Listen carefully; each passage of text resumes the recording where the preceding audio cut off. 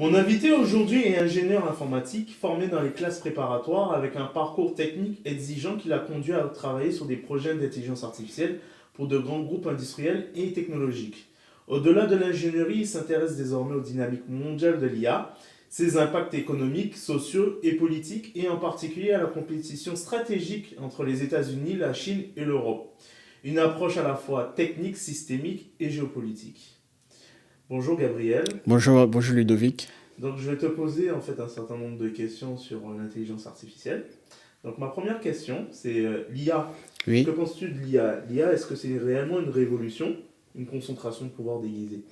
Alors, pour répondre à cette question, est-ce que l'intelligence artificielle, c'est une révolution ou bien une concentration de pouvoir ou véritablement, dans le fond, jusqu'aujourd'hui, alors, il y a deux axes. Évidemment, d'un côté, l'intelligence artificielle, comme toute technologie, il faut toujours retracer le parcours de toute technologie. Ce que l'on constate depuis peut-être plus de 50 ans, de manière générale, les technologies viennent quand même de la part du militaire.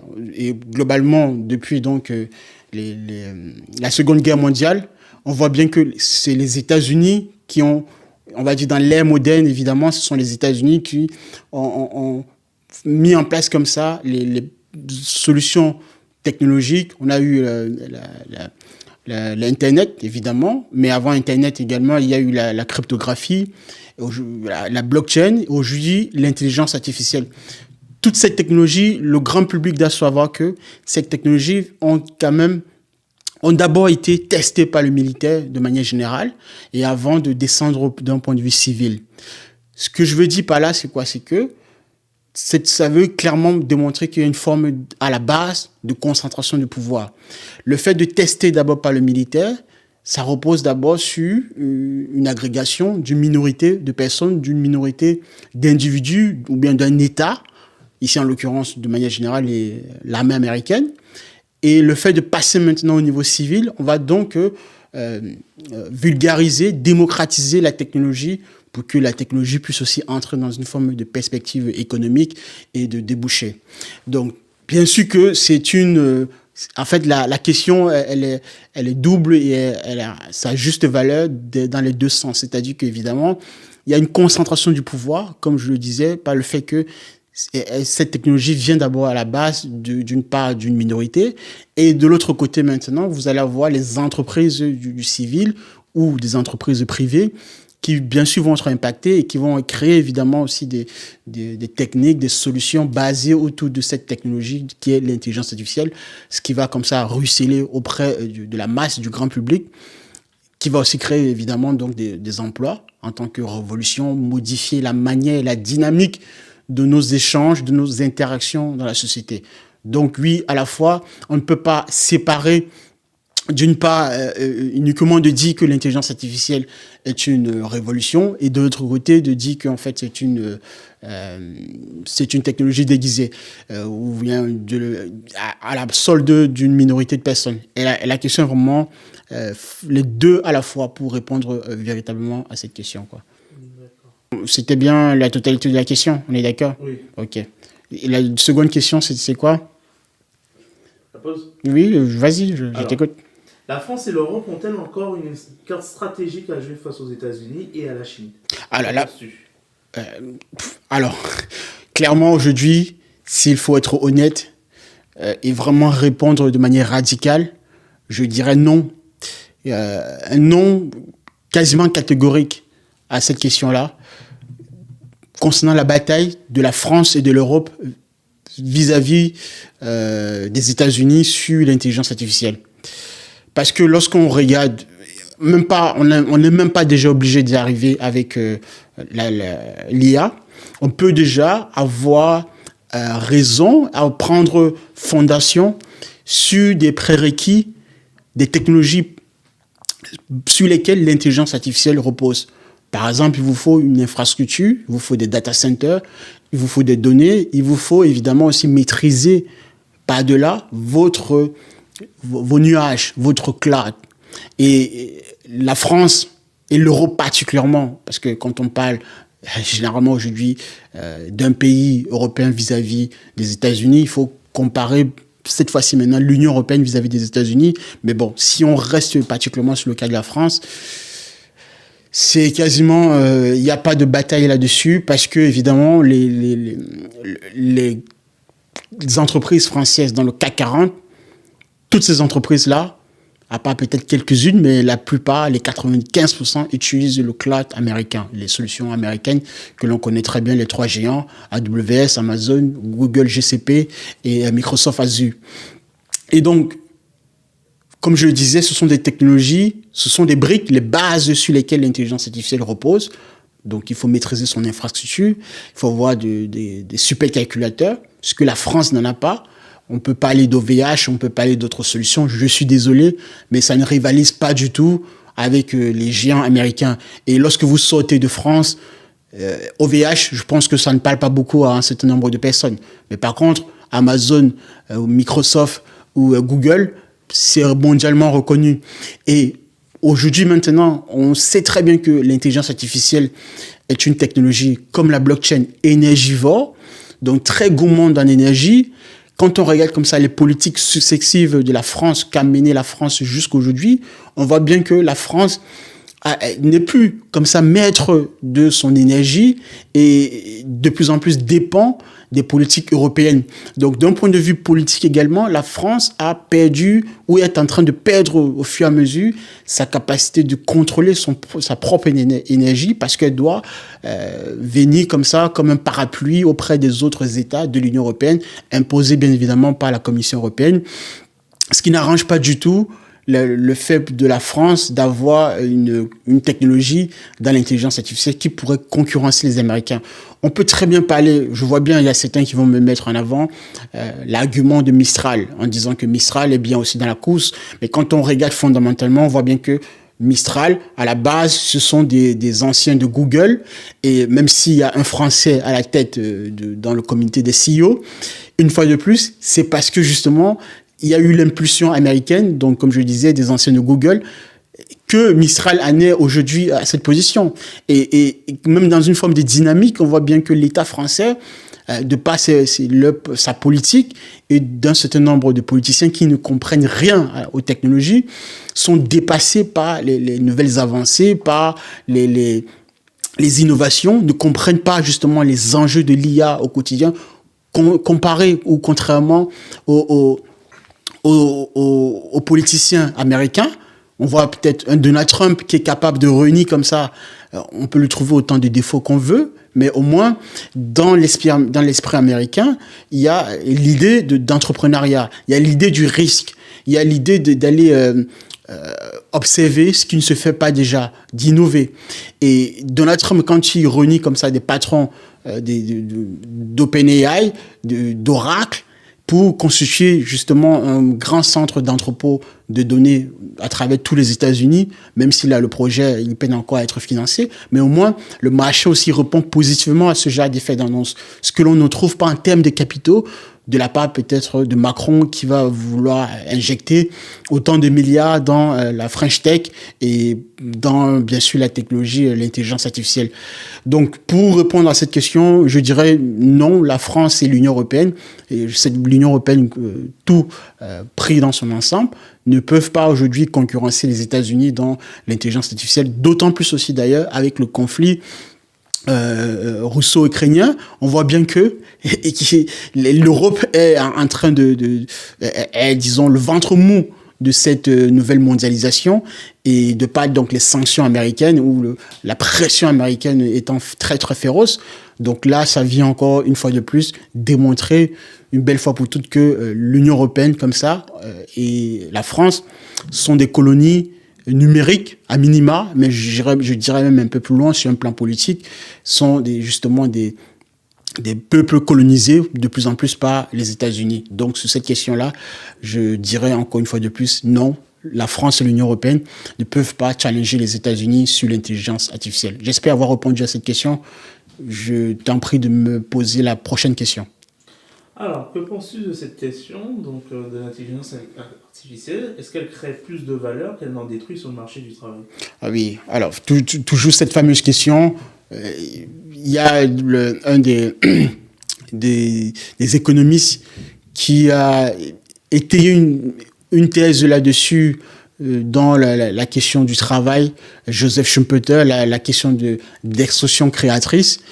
C'est mettre en avant le fait qu'à chaque fois, lorsqu'il y a une nouvelle technologie, il y a une forme de d'extrusion parce que on change. Alors, c'est pas une destruction dans le sens communément admis du fait que votre emploi d'avant va totalement disparaître. C'est simplement que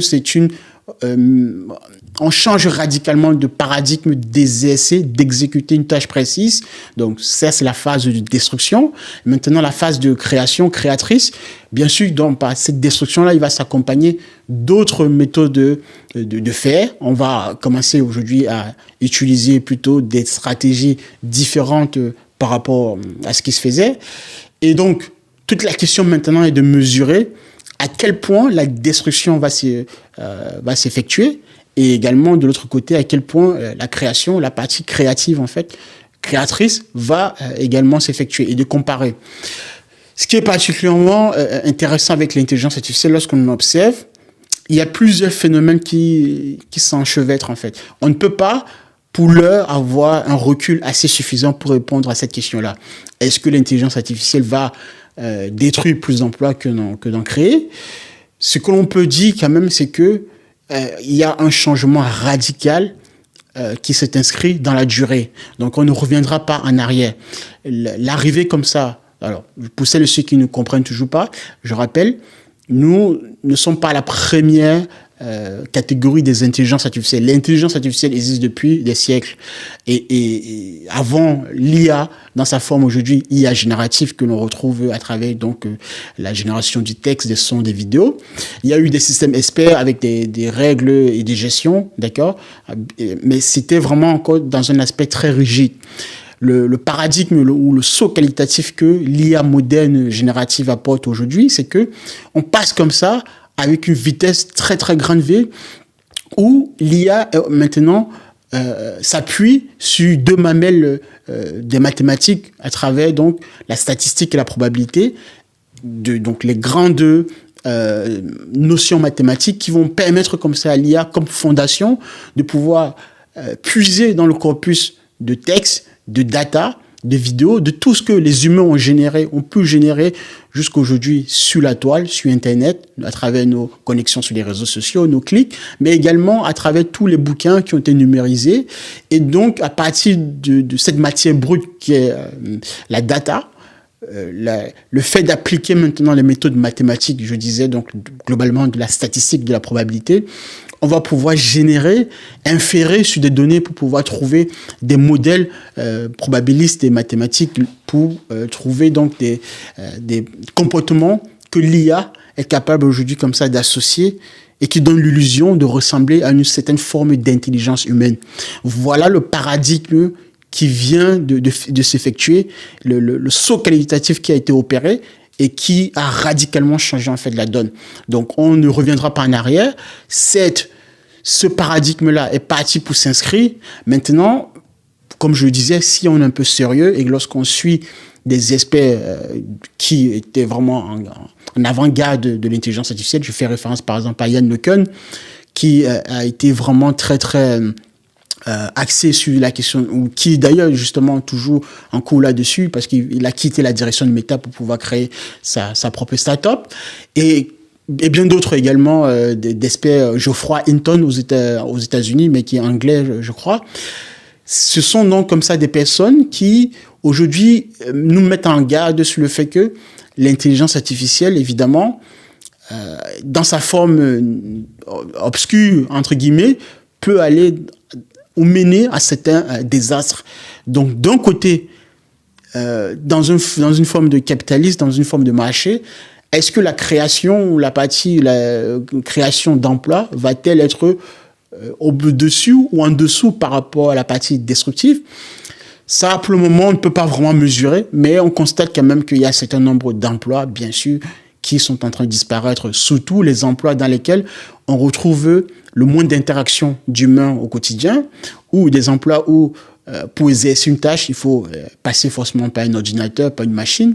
Ce type d'emploi-là, communément, donc les emplois du service et les emplois à col blanc, comme on dit, vont facilement être disruptés, donc totalement disparaître. Mais dans cette disparition-là, comme je le disais, on va toujours vouloir qu'il y ait quelqu'un, un humain derrière, qui soit là pour superviser la machine. Donc, évidemment, il y aura une destruction. Donc, il y aura là où peut-être pour une tâche donnée, il fallait 5 personnes pour exercer une tâche, on passera peut-être à une seule personne. Cette personne-là derrière va simplement superviser la machine en question.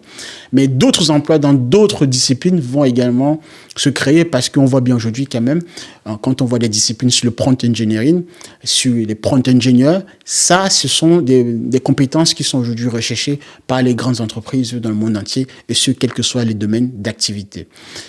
Toute la question maintenant est d'avoir la mesure exacte entre la courbe de destruction et la courbe de création. Pour l'heure, on n'a pas assez de données et de recul pour pouvoir mesurer à quel point destruction il y aura par rapport à la création, même si là, on observe quand même un certain nombre de secteurs dans lesquels on peut quand même déjà catégoriser une perte nette d'emploi. Voilà ce que je pouvais dire sur cette question-là. La quatrième question, c'était sur quoi? Alors, est-ce qu'on peut encore parler d'outils quand l'intelligence artificielle commence à orienter les décisions humaines? Question très très importante et philosophique. Est-ce que l'on peut parler encore d'outils lorsque l'on constate que l'intelligence artificielle oriente les décisions humaines? C'est bien ça? Oui. Bon. Déjà, quand on prend la question d'un point de vue philosophique, comme je le disais, donc enlevons même la question de l'intelligence artificielle. De tout temps, l'homme s'est toujours posé dans l'esprit de la technique, de la technologie, d'accord? On s'est toujours posé la question, quelle est la frontière entre l'interaction de la machine avec l'humain? Et dans cette interaction-là, dans le fait de calculer la frontière, à quel point la machine était capable de pénétrer l'interaction, la gouvernance d'idées et donc de décisions potentielles de l'humain. Elle a toujours été valable en toute époque, à partir du moment où l'essor des technologies a été quelque chose de très très flagrant. Donc aujourd'hui, quand on regarde particulièrement avec la question de l'intelligence artificielle, on voit bien qu'il y a une accélération, comme je le disais. C'est vraiment une accélération que l'on observe au quotidien. Pourquoi? Parce qu'en fait, nous vivons dans des environnements, et d'autant plus dans les sociétés modernes et les sociétés occidentales dans lesquelles nous sommes installés, il y a une entropie de données assez gigantesque. Comme on dit, l'entropie est toujours en forte expansion. Et donc, quand on observe comme ça la situation au quotidien, on voit bien qu'on est de plus en plus connectés. On génère de la data, alors, peu importe sa qualité, mais de toute façon, en termes de quantité, on génère énormément de data au quotidien, à la minute, à la seconde. Et toute cette génération de data concentre comme ça ce qu'on va appeler dans le monde informatique de la concentration des nuages en fait, de données. D'accord? Et ça va créer comme ça une bulle de complexité algorithmique très énorme. Gérer maintenant cette bulle-là, pour le cerveau humain, ça devient une tâche assez, je dirais même quasiment impossible. D'accord? Maintenant, l'intelligence artificielle vient comme étant une forme de béquille pour le cerveau humain, pour l'accompagner à aller dans son point de décision, dans l'exécution de sa tâche. Dans un sens, donc, c'est bien. Mais de l'autre côté, évidemment, on voit bien qu'on est comme ça en train de toucher petit à petit la décision d'influencer le cerveau humain dans l'exécution de sa tâche. Parce que si, à chaque fois que l'humain doit prendre une décision dans cet espace géant, dans cette matrice géante de données, d'océans de données, aussi gigantesque, complexe soit-elle, et si il n'est pas capable d'apprivoiser des patterns, des motifs très clairs, parce qu'évidemment, étant cet océan, cette entropie de données étant très, très complexe et très, très abondé en termes de quantité de données, si à chaque fois, il doit recourir à l'intelligence artificielle ou à une autre technologie, mais ici, en l'occurrence, l'intelligence artificielle, cela voudrait dire que sur un certain nombre de temps, effectivement, on est obligé de constater que l'intelligence artificielle va devenir, comme pour lui, une forme de liaison indéfectible, en fait. Et là, potentiellement, oui, la question se pose là-dessus, du fait que l'IA est comme ça de plus en plus en train de décider, de nous orienter dans nos choix. Et ça, cette question, on peut la prouver encore avec d'autres exemples. Quand on regarde, par exemple, aujourd'hui, l'évolution comme ça dans dans le secteur, par exemple, automobile ou dans les usines, ce qu'on va appeler communément la standardisation, les usines chez Ford, etc. Auparavant, on a installé des machines, des bras robotiques pour essayer de récupérer un certain nombre de cartons, etc.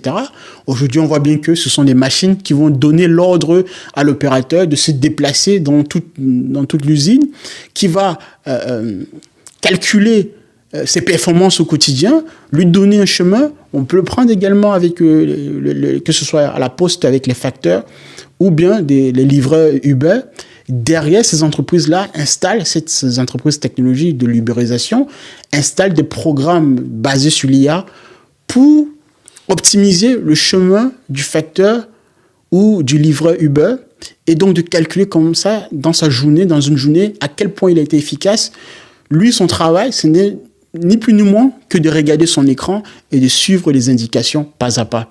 Donc, à partir de ce moment-là, est-ce qu'on peut légitimement se poser la question, est-ce que le cerveau de cet individu-là, de ce facteur ou bien de ce livreur, est-ce que c'est un cerveau encore qui a son libre arbitre ou bien déjà son libre arbitre ne serait pas vraiment influencé par l'intelligence artificielle?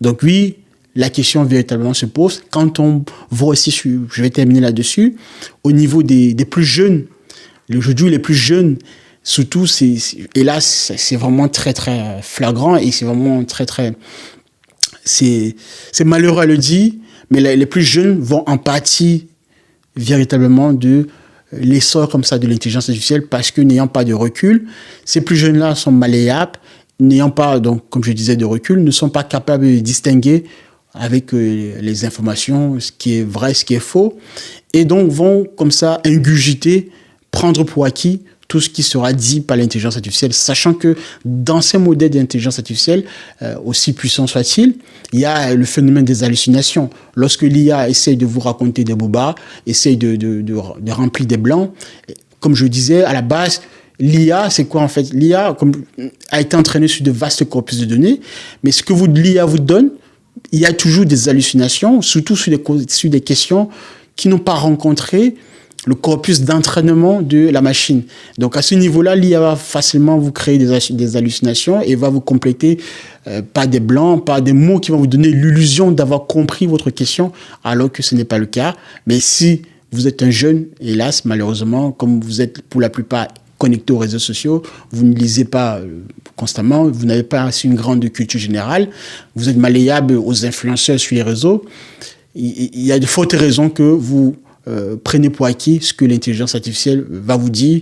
Et pour cette génération-là qui arrive, on va donc être devant un dilemme très très problématique. Est-ce que les humains de demain seront-ils encore capables de décider avec le vrai libre arbitre sans l'intelligence artificielle? Donc oui, la question se pose véritablement. J'ai un peu trop épilogué, mais je pense avoir été très exhaustif sur cette réponse-là. Je t'en prie pour la prochaine question.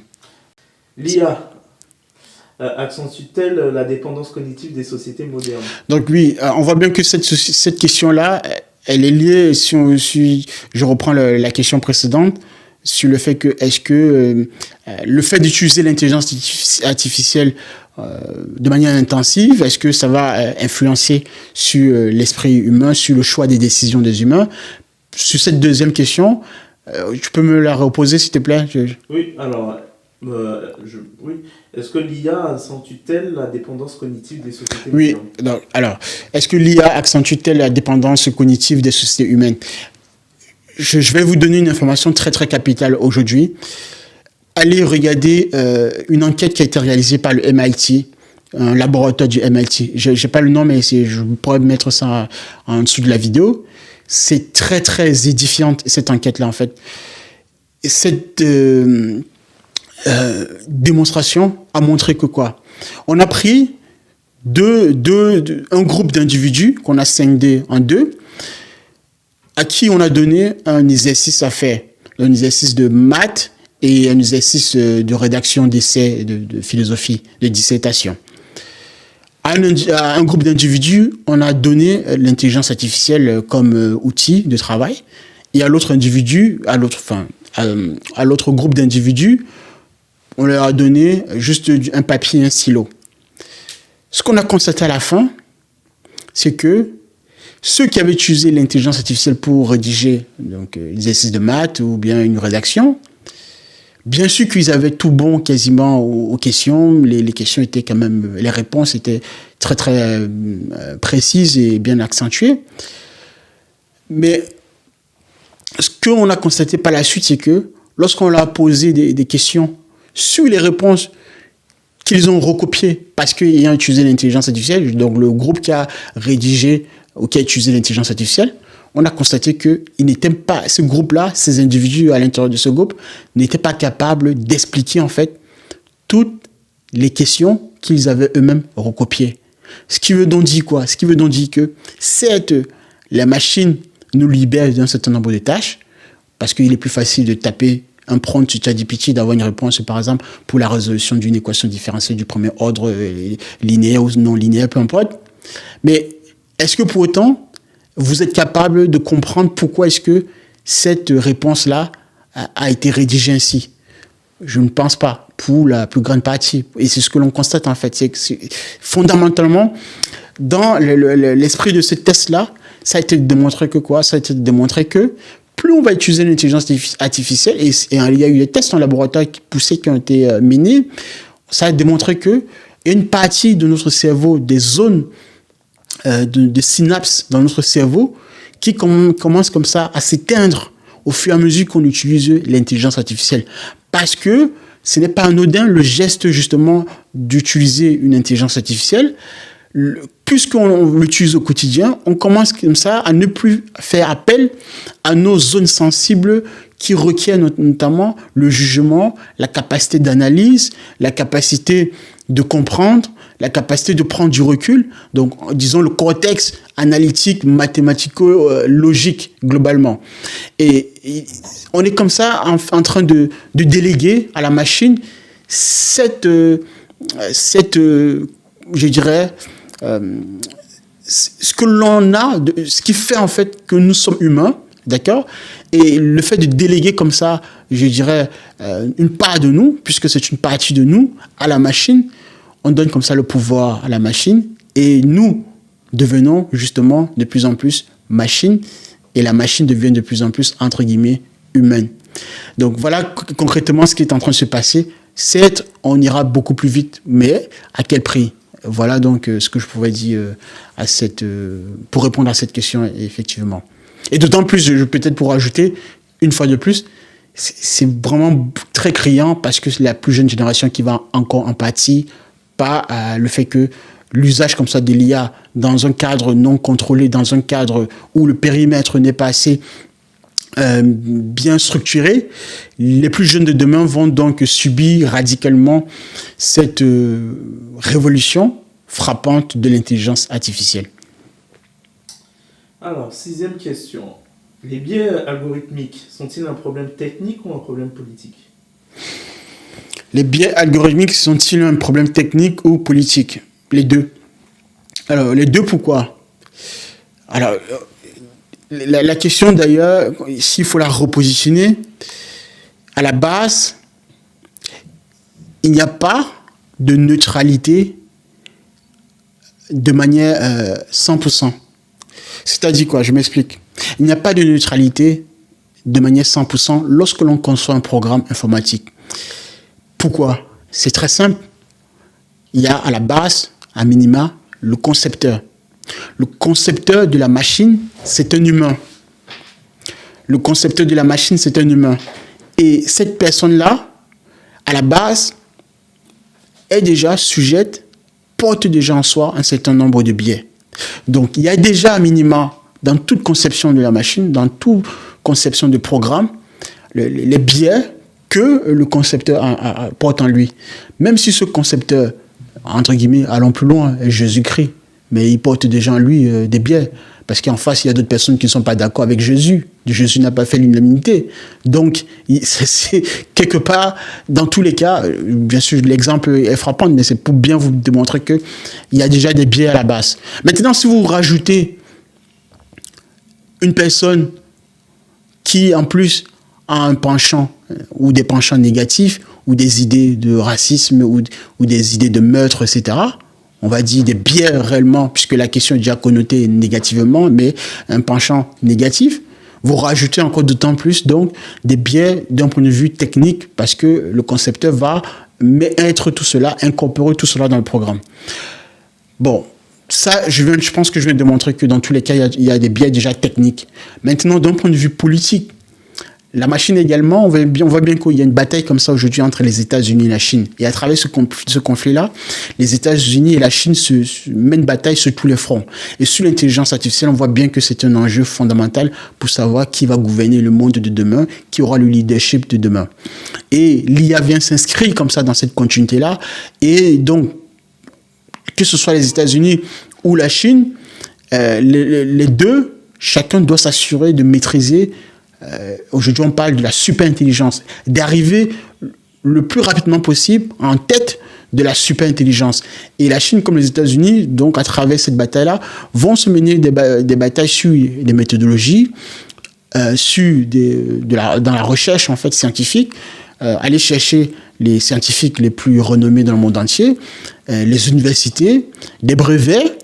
La question du militaire, on voit bien aujourd'hui avec le conflit en Ukraine, en Russie, le fait que comme ça les États-Unis veulent arrêter ce conflit-là, mais pour se recentrer par rapport à la Chine, tout cela c'est pas neutre. Et donc, même si la technologie participe à une forme d'essor, à une forme d'éducation de la masse du public, mais pour un certain nombre d'individus, elle doit toujours rester au contrôle du politique. Donc le politique, comme ça, doit s'arroger à chaque instant le droit de maîtriser la technologie, même si l'individu au quotidien pourra l'utiliser dans un cadre récréatif ou d'entreprise ou de cadre salarial. Donc oui, que ce soit d'un point de vue technique comme politique, il y a bel et bien la question des biais dans l'outil technologie en soi, et en particulier ici, l'intelligence artificielle qui n'échappe pas à cette démonstration que je viens de faire. Alors, septième question. L'open source en IA est-il un contre-pouvoir crédible ou une illusion? Bon, c'est toujours toute cette question-là qu'on vient de voir aujourd'hui. L'IA n'échappe pas. On a eu la même question avec Internet, la même question avec la blockchain. L'open source, est-ce que ça contribue vraiment à un véritable contrepoids, etc., politique? Si on veut rester pragmatique, terre à terre, d'un point de vue réel, pour l'heure, l'open source, vous savez, il y a une forme bien sûr d'abrutissement qui s'est accompagnée avec tous ces mouvements-là. Les puristes dans l'informatique, comme moi, et bien d'autres personnes, et par exemple avec même le cas, que ce soit Internet, la blockchain et bien d'autres technologies, la cryptographie d'ailleurs, je rappelle que dans les années 90, donc 90, on est sous... même durant le mandat de Père Bush, Bill Clinton, durant ces années-là, pour un Américain aux États-Unis, vivant aux États-Unis, il était interdit de sortir des États-Unis avec un CD-ROM dans lequel vous ayez une seule ligne en fait de cryptographie. La cryptographie aujourd'hui que tout le monde utilise, vous faites de la double authentification, etc. Bref. À l'époque, donc dans ces années 90-là, il fallait, avant de sortir des États-Unis, demander, entre guillemets, une dérogation auprès de la NSA. Donc, il fallait envoyer son programme, la NSA validait si votre programme était habilité à pouvoir sortir du territoire américain. Avant de pouvoir vous donner l'ordre comme ça de sortie. Donc, auquel cas, si ce n'était pas le cas, on vous arrêtait à l'aéroport, et si on vous arrêtait, il y avait des risques, donc, des risques, voilà, d'un point de vue pénal de votre côté.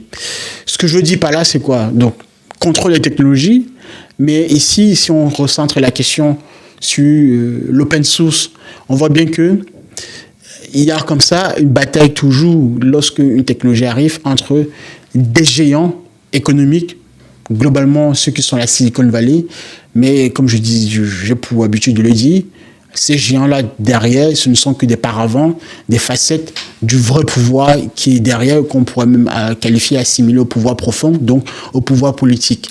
Et ça, ces géants-là, et donc à travers le maître, je dirais, du pouvoir profond qui maîtrise, qui contrôle, qui finance, qui investissent massivement dans ces géants-là de la Silicon Valley. On fait, par exemple, je prends un exemple dont on ne cite pas souvent assez.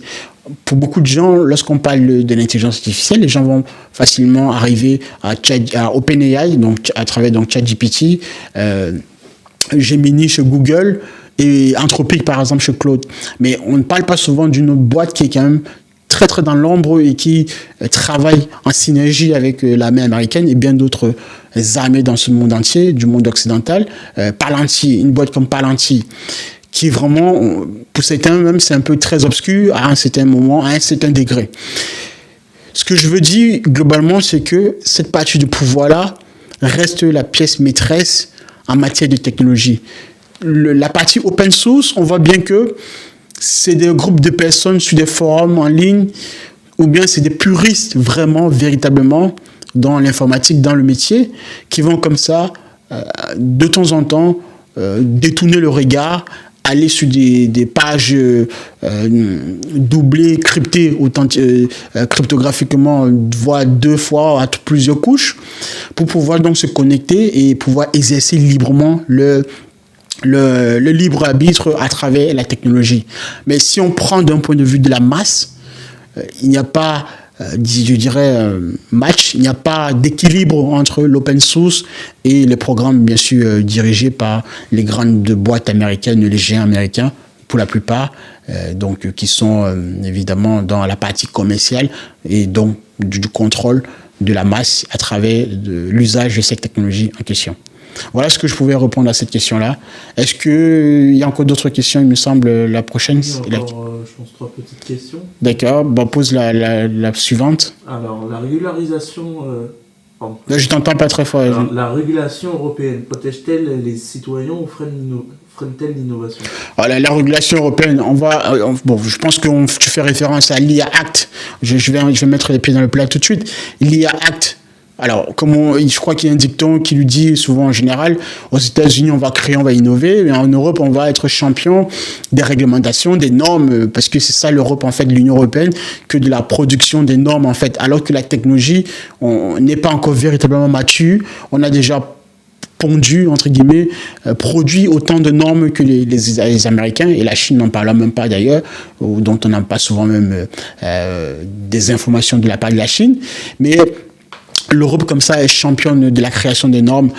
Maintenant, ce qu'on nous dit à travers ça, c'est que, d'un point de vue de la Commission européenne, c'est que l'IA Act protège le citoyen européen, mais également toutes les entreprises mondiales qui travaillent en Europe ou bien qui vont interagir avec les citoyens européens pour protéger comme ça l'ensemble des citoyens de l'Union européenne.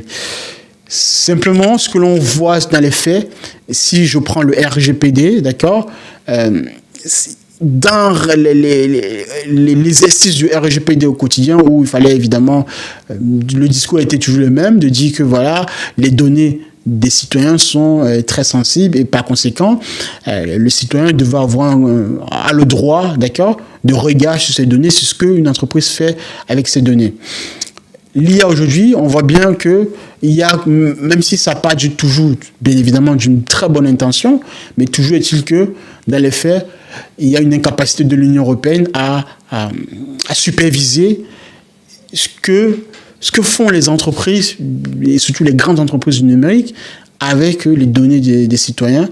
Et ici, en l'occurrence, avec les solutions d'intelligence artificielle, les entreprises qui vont payer le plus vont être les entreprises de petite taille ou de moyenne taille.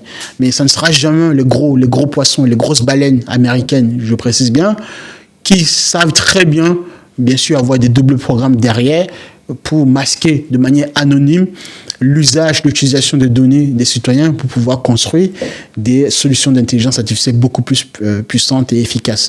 Ce que les gens ne savent pas, par exemple, le grand public, c'est qu'aujourd'hui, il y a des méthodes d'entraînement des solutions d'intelligence artificielle par anonymisation. Donc, c'est un fait de dire que, bien sûr, en partant d'une très bonne intention, de mettre des barrières, parce que, comme je le disais, d'autres experts dans l'IA, tels que Yann LeCun, Geoffroy Hinton, qui mettent en garde comme ça de ce que l'IA est capable de faire si on arrive, par exemple, à la superintelligence, les dangers potentiels. Bien sûr que l'IA Act contient déjà dans son paradigme le fait de ne pas arriver à des situations désastreuses. Mais d'un autre côté, quand on regarde maintenant d'un point de vue pragmatique sur le terrain, je pense, ce qui s'est toujours révélé avec les autres technologies, le RGPD en l'occurrence comme exemple bien précis, généralement, les grandes entreprises américaines savent s'y faire, savent contourner ces règles-là. À la limite, elles vont payer ces entreprises-là quelques amendes, des millions de dollars. Je suis désolé, ce sont des entreprises qui brassent des milliards de dollars et donc payer parfois 120 millions d'euros, etc. à l'Union européenne, la Commission européenne, c'est peanut pour ces entreprises-là. Donc pour l'Union européenne, c'est un frein s'il ne faut pas aller vis-à-vis de la compétition par rapport aux Américains ou vis-à-vis de la Chine. Mais si on reste purement dans l'Union européenne, ou dans l'esprit de contrôler ou de mettre en alerte les experts du monde entier et les plus, disons, les bonnes âmes dans le fait que l'intelligence artificielle peut être dans certaines situations détournée à des fins vraiment très très obscures. L'IA Act, tout comme le RGPD, ont été des mesures très très bonnes dans leur initiative. Mais il y a toujours un décalage entre l'initiative, comme je le disais, le fait de produire des normes par des technocrates qui sont à Bruxelles, et la réalité sur le terrain de comment maintenant les entreprises, concrètement sur le terrain, mettent sur pied des solutions d'intelligence artificielle en contournant plus ou moins ces règles-là en question. Je pense avoir répondu à cette question de manière globale. Pose-moi la suite de la question. Alors, avant-dernière question, la compétition entre les États-Unis et la Chine autour de l'intelligence artificielle est-elle une nouvelle forme de guerre froide? Oui, effectivement, c'est une nouvelle forme de guerre froide et je crois l'avoir un peu abordé dans une autre question précédente. Donc, je vais être bref ici puisque je n'ai pas envie de me répéter. La compétition, l'IA vient effectivement s'inscrire dans cette bataille entre la Chine et les États-Unis comme une forme de nouvelle guerre froide. On le voit bien aujourd'hui, on est en plein cœur dans le sujet avec ce qui se passe entre l'Ukraine et la Russie. D'autres experts sur le terrain, sur le plan géopolitique, s'accordent à dire que les États-Unis veulent se recentrer concrètement uniquement sur on va dire, l'étoile montante géopolitique qu'est la Chine. Et pour cela, donc, les États-Unis doivent s'assurer qu'ils ont en capacité tout leur armada, tout leur appareil complexe militaro-industriel, et la question des technologies en fait partie, et donc comme ça concurrencer la Chine. La Chine, dernièrement, cette année, a fait un défilé militaire où elle a présenté, elle a fait avec une prouesse, une démonstration de ce qu'elle possède potentiellement en magasin. Et ça a fait trembler les chancelleries occidentales, et en particulier aux États-Unis. Et d'après des experts au Pentagone, il s'est dit que la Chine est comme ça aussi déjà en passe de dépasser les États-Unis sur la question des intelligences artificielles, avec l'écosystème, tout l'écosystème que Shenzhen, une ville comme Shenzhen par exemple, comme ça, a réussi à mettre sur pied, subventionné par le pouvoir politique chinois. Donc, des experts aux États-Unis alertent comme ça, donc au Pentagone ou évidemment au Capitole, alertent tout l'appareil américain que la Chine est comme ça en train d'en passe de dépasser les États-Unis sur cette question en matière d'intelligence artificielle. D'autant plus qu'on voit bien que, d'un point de vue toujours géopolitique, la Chine, qui, à travers donc, les BRICS, qui influence donc, toute une partie de la politique des BRICS, les pays africains également y compris, on voit bien que la Chine s'approprie donc des matières rares, les terres rares, à la maîtrise d'ailleurs sur les procédés de construction, de mise sur pied des technologies à travers par exemple donc, les terres rares. On aime bien citer cet exemple, mais les véhicules électriques, on voit bien que je pense qu'aujourd'hui toute personne sérieuse dans le monde entier et honnête peut clairement dire que la Chine est mondiale sur les véhicules électriques, donc devant Tesla, ces entreprises américaines. Ce qui veut donc dire quoi? Ce qui veut donc dire que derrière, tout ce qui amène la construction, la faisabilité, la mise sur pied, la production, l'accélération des véhicules électriques, la Chine en détient la technologie. Parce que derrière, pour celles et ceux peut-être qui n'ont pas un recul assez suffisant, pour avoir donc des véhicules électriques, par exemple, mettre des batteries électriques de pointe, il faut maîtriser, par exemple, la fabrication à travers les microprocesseurs de toute la partie justement de comment on calcule l'autonomie dans les cellules électriques. Ça, c'est cette technologie de pointe. Bien sûr que les États-Unis en ont une connaissance là-dessus, mais la Chine également. Ce que l'on constate, c'est que la Chine est capable, à travers, comme je disais, la quantité de terres rares qu'elle en a et qu'elle maîtrise.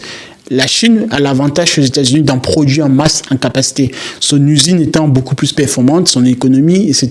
Et donc, pour l'instant, la Chine en avance sur, par exemple, donc, la question des véhicules électriques, mais c'est en train de se répertorier comme ça, de se projeter et de suivre la même allure sur donc, les technologies de l'intelligence artificielle du type LLM, par exemple, donc les grands modèles de langage, où on a vu que cette année, en début d'année, en 2025, DeepSeek, qui a fait un très grand bruit mondial, qui a défrayé la chronique, en sortant un modèle à très bas coût comparé à ChatGPT, mais avec une puissante capacité aussi égalée, voire plus sur certaines capabilities, comme on aime bien dire en anglais, par rapport à ChatGPT. Il n'y a pas que DeepSeek, il y en a d'autres solutions d'intelligence artificielle chinoise derrière, mais ce que l'on a pu remarquer à chaque fois, c'est que dès que les Américains ont pu sortir un modèle d'IA, les Chinois ont répliqué avec un autre, avec un financement beaucoup moindre et avec une capacité beaucoup plus importante d'un point de vue technique. Donc c'est véritablement la preuve que la Chine envoie un signal à chaque fois aux États-Unis que chaque fois que vous allez sortir tel modèle d'intelligence artificielle, nous allons répliquer et nous allons encore faire beaucoup mieux que ce que vous avez sorti auprès du grand public. Donc oui, une bataille comme ça entre la Chine et les États-Unis à travers l'intelligence artificielle, mais cela s'inscrit évidemment dans un cadre de contexte de nouvelle guerre froide. Je pense avoir répondu à cette question largement. Je t'en prie de me poser la prochaine question. Alors, dernière question. Alors, selon toi, quelle est la ligne rouge à ne pas franchir avec l'intelligence artificielle? Alors, la ligne rouge, il y a évidemment l'une des personnalités, donc Geoffrey Hinton, avec Ian Lucan, mais Geoffrey Hinton, par exemple, qui a mis en garde le fait que si on ne prend pas, l'humanité ne prend pas les mesures tout de suite, d'accord, pour mettre sur pied au cœur, au sein des programmes d'intelligence artificielle, de la pensée de type empathique. Donc, en gros, il faut que plus on va en avance avec l'intelligence artificielle, que l'on soit capable de transférer comme ça à notre côté nos valeurs donc d'empathie, nos valeurs de générosité, nos valeurs de protection, nos valeurs entre guillemets du bien. Voilà, après, ça reste encore une autre question, le bien, qui définit qu'est-ce qui est bien, etc. Mais globalement, si on se comprend, le fait de la relation entre une maman et son fils, d'accord, au moins cet exemple va être très concret.